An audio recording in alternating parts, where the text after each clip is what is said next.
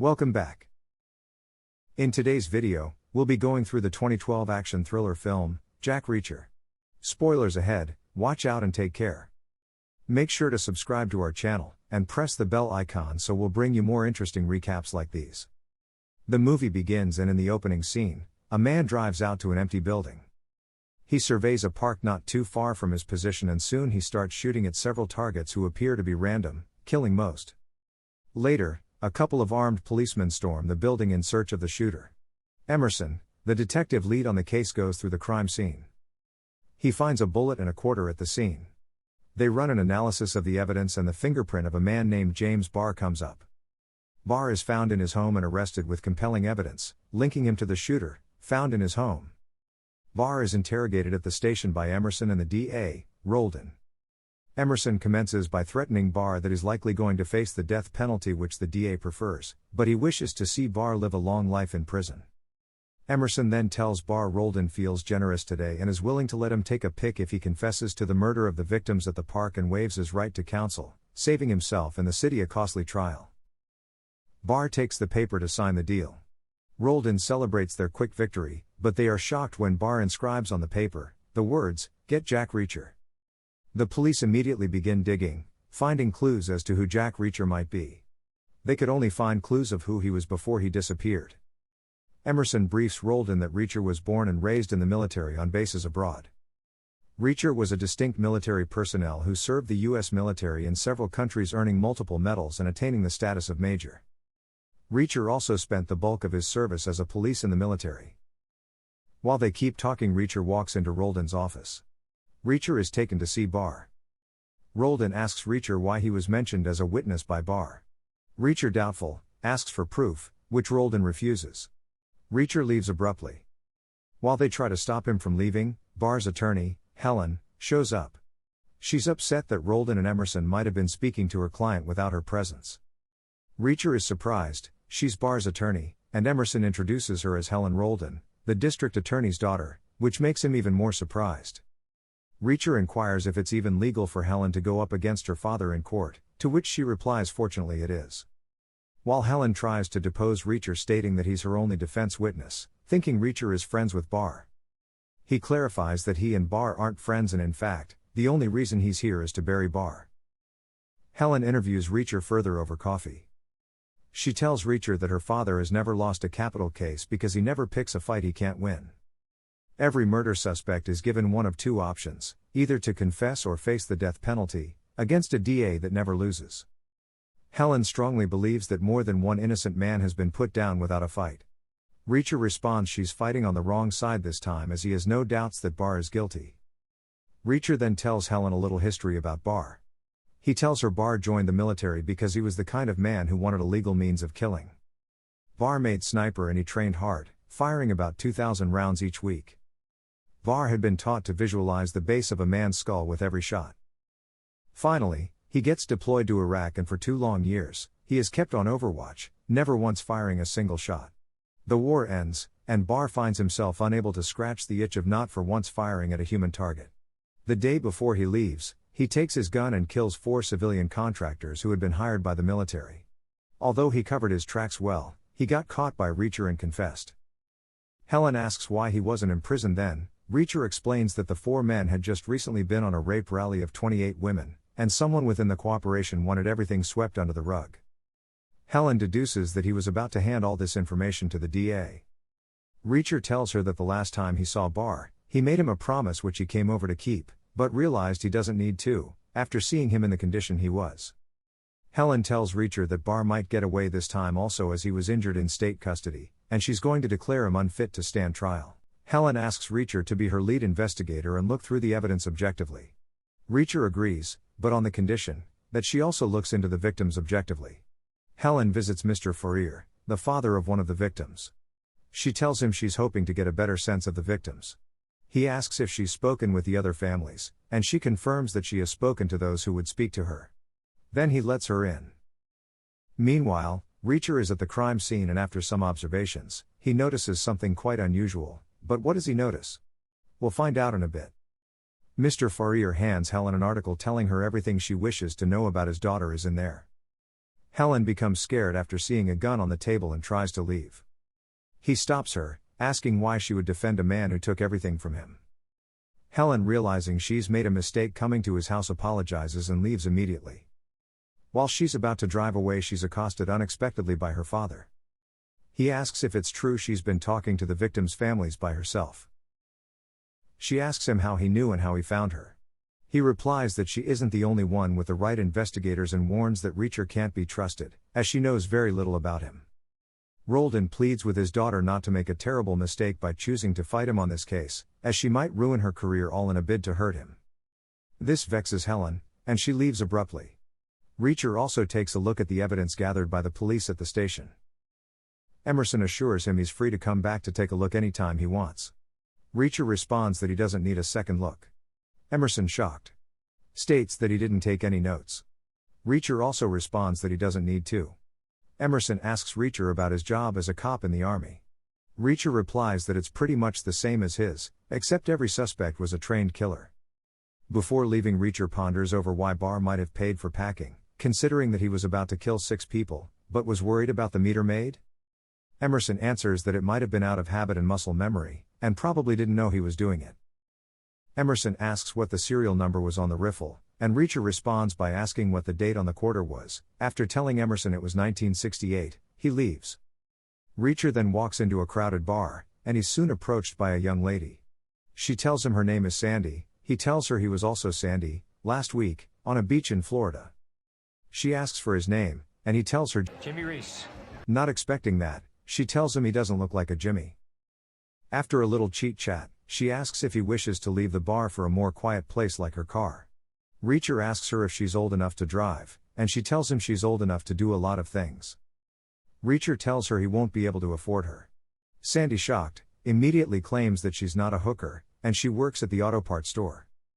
Reacher explains to her that the cheapest women always tend to be the ones you pay for. This vexes Sandy, and she stands up annoyed, yelling that she isn't a hooker. This attracts the attention of a gang of young men who in turn claim Sandy is their sister. Sandy claims that she was called a whore by Reacher. Reacher explains that nobody said whore, telling them she inferred the word hooker, but he meant slut. The leader of the gang asks Reacher to step outside, as he was going to beat his ass, and it would be his choice if that were to happen in the bar or outside. Reacher agrees to step out. When they all walk outside, Reacher warns that this is their final chance to walk away, but they ignore his warning, stating that he's outnumbered. A fight ensues, and Reacher takes out the leader with a few moves, before fending off the rest of the gang. Soon the police arrive, and they run away, leaving Reacher, who's asked to go to the ground. Reacher now realizes he has been set up. Reacher is arrested, and Helen comes to the station with Emerson to bail him out. Emerson tells Reacher he's starting to understand why he moves around a lot. He leaves and Helen scolds Reacher. Helen tells him that whatever he does while working as her investigator is a reflection of her and her firm. Reacher apologizes and explains that a girl came onto him and picked a fight. He tells Helen that the girl knew who he was, and the cops rolled in before the fight even started with her brothers, making him believe someone had set the whole thing up. He asks Helen about her day, and she tells him it went exactly the way she thinks he hoped it would. Then he asks her what she's learned. Helen gives Reacher the details of each of the victims, starting with Chrissy Farir, who was 22 and a nanny, caring for the 6-year-old daughter of family friends. She had planned on leaving for China the week before, but the 6-year-old girl she cared for wanted Chrissy to stay for her 7th birthday, and both were en route to pick out a dress that day. Rita Coronado was a cleaning lady at a plaza who had a 9-year-old son she dropped off at school each day before work. Rita was on her way to pick up tickets for her son's first baseball game that day. Nancy Holt had told her husband she was taking her car to be serviced that day, but instead she was headed downtown. Line Archer was on her way to secure a loan to save her late husband's construction business she had always hated, because she could not bring herself to sell the company. Darren Sawyer was an investment broker in the same building Rita worked. His wife said they'd grown increasingly distant, and their last words to each other weren't kind. His body was found next to a bouquet of roses he'd bought on his way to work. Reacher tells Helen that about 2.5 million Americans die every year, and 5 of them dying on the same spot on a single day doesn't seem quite random to him. I'm sorry, could you please put a shirt on? This is my shirt. Reacher comes up with a claim that Darren and Nancy might have been in an affair, and that is probably why Nancy kept walking whilst everyone ran. Helen asks what his point was, and he tells her that 2 of the victims might have not been there by chance. Reacher asks Helen to help him get Barr's credit card statement, as he would require a list of all the places he hung out. Helen asks what he was hoping to find, but he tells her he needs some sleep. He picks up her keys and gives them to her, then he tells her to come pick him up the next morning at 7. Later that night, a man who had been following Reacher drives to meet Charlie and the Zek. He gives them information on Helen and Reacher. He tells them he suspects Reacher might know something, so he took steps, but it ended up blowing back on him. Charlie grows upset, telling him he was out of place making such decisions, as they have a process of doing things that they stay done. The Zek comes out of the shadows and the man is terrified. He pleads for an opportunity to fix his mistakes. The Zek tells him that he has no chance of fixing anything, but he would have use of him if he could show he was rare and willing to do anything to survive. He's asked to chop off his fingers with his teeth. Unable to meet the Zek's demand, he gets shot in the head. The next morning, Helen gives Reacher Barr's credit card statement and witness testimonies. She tells him Barr's CC statement was a dead end as all he bought was gas and groceries. Reacher asks her to help him find gun ranges of 100 miles to 150 miles from their location. Helen wants to know why, and Reacher points out that Barr consistently filled his tank and took long drives on the weekends. Reacher asks Helen to drop him off at the auto parts store, which she does. He walks into the store, sees Gary the store manager, and requests to see Sandy. Gary asks to see some ID, and Reacher tells him he would be seeing the inside of an ambulance instead if he tries to stop him. Now speaking with Sandy, Reacher asks where he could find Jeb. After giving Reacher his address, she asks if she's in trouble. Reacher shakes his head and asks for her car keys.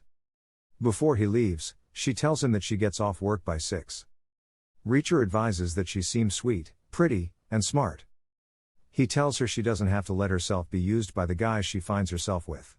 She replies that it's just what girls like herself do. Reacher also advises her to leave town. Then he goes to Jeb's house. He meets an old lady at the door who says nothing to him, then he enters, and searches the house. While still in Jeb's house, Reacher is attacked by 2 men who are very enthusiastic to get their hands on him. Although caught in a tight position, he manages to fend off the men and finally put them down. Then a third guy, Punk, walks up behind him pointing a gun at his head.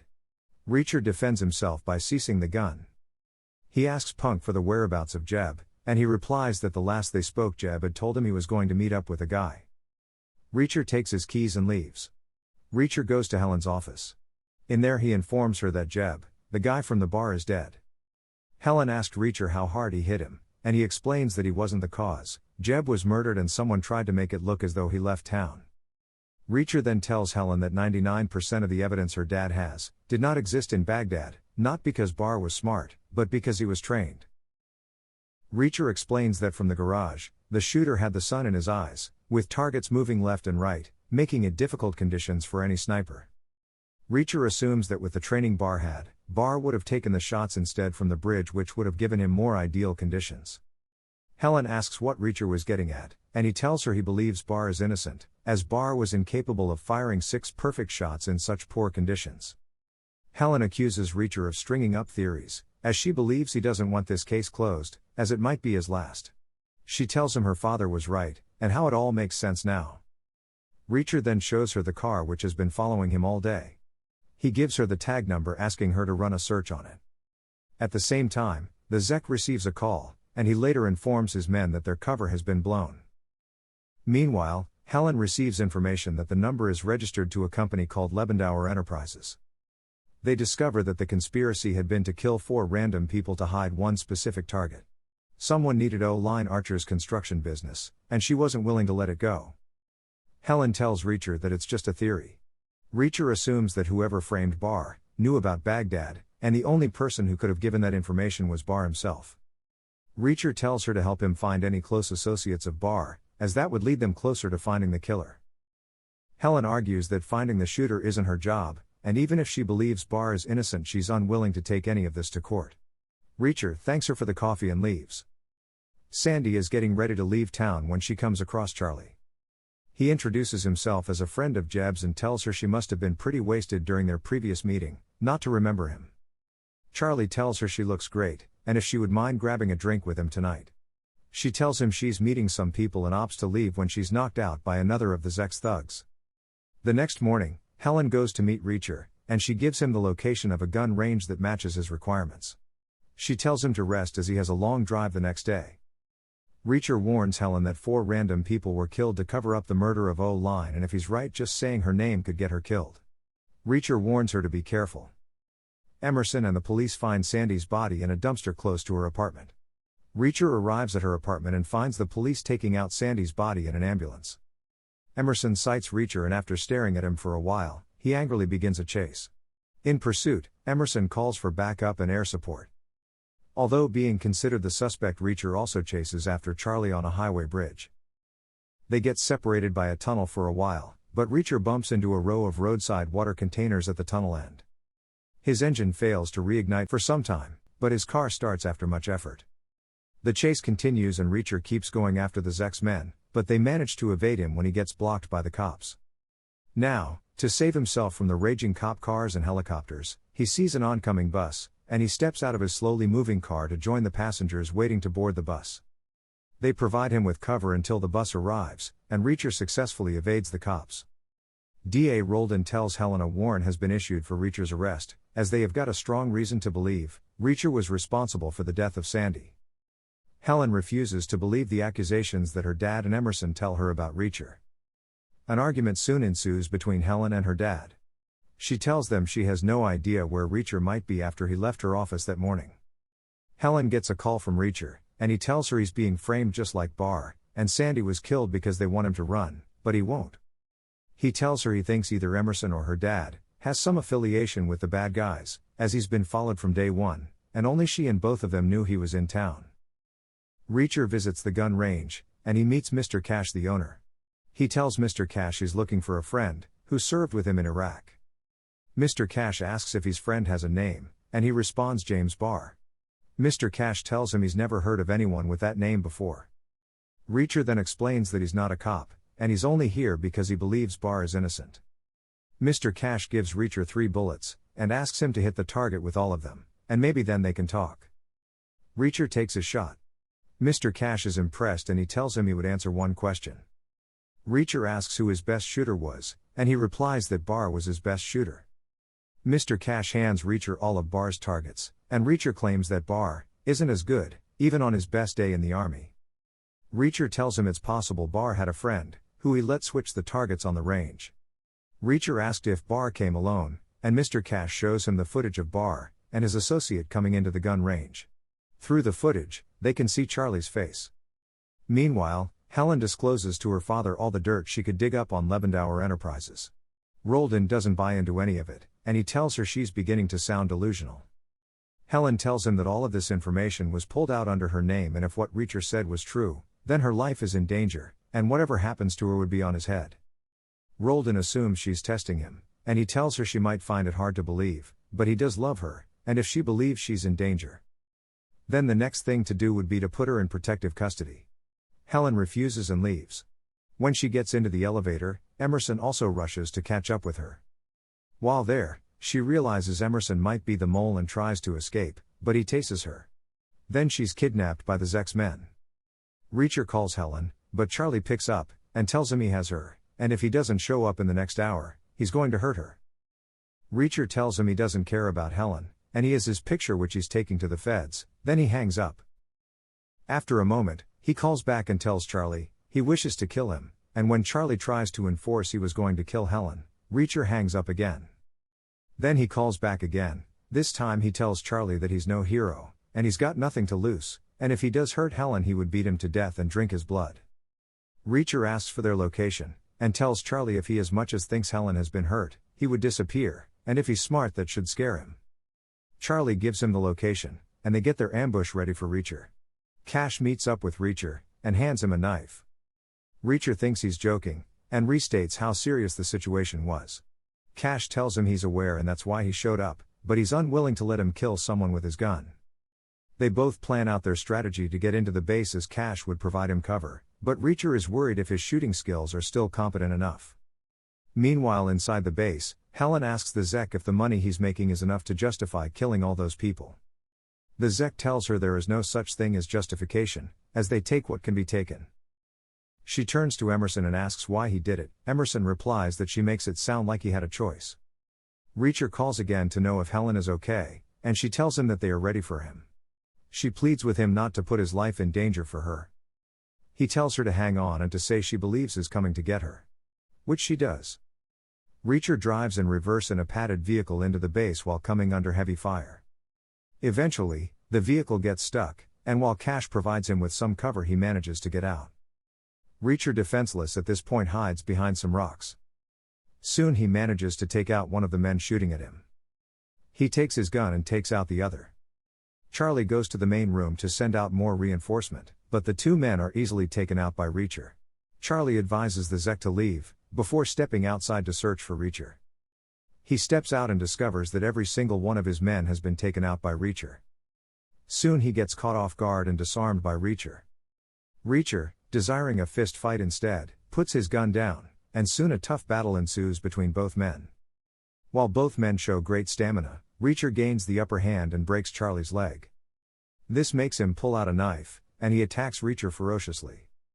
Reacher manages to defend himself, and he knocks his opponent out. Emerson, now scared, uses Helen as a body shield, but Reacher pulls out a perfect shot, killing him. Helen is greatly relieved to see Reacher. Reacher meets the Zek for the first time. While Helen tries to contact the police, Reacher tells the Zek that he would feel right at home in prison. The Zek replies that prison in America would be a retirement home, if he goes there at all. Reacher, convinced the system would not deliver justice, points a gun to the Zek, and pulls the trigger. Helen asks him what about bringing the bad guys to justice, and Reacher explains that he just did. Reacher says his final goodbye to Helen, and Helen, not wishing to see him leave, asks how she would be able to find him if she needs him. Reacher replies that she'll do fine, and she doesn't need him anymore. Helen goes to see Barr, and Barr tells her he has no wish to fight the case. He confesses to her that he's done bad things before and got away with it. Helen promises that he would be okay, but he refuses to believe her. He tells her no one can protect him from Reacher. Then we see Reacher leaving on a bus, and the movie ends here. You're welcome to share your thoughts on this movie in the comment section below. Subscribe to my channel for more movie recaps like this one, and I'll see you in the next video. Stay well, thanks.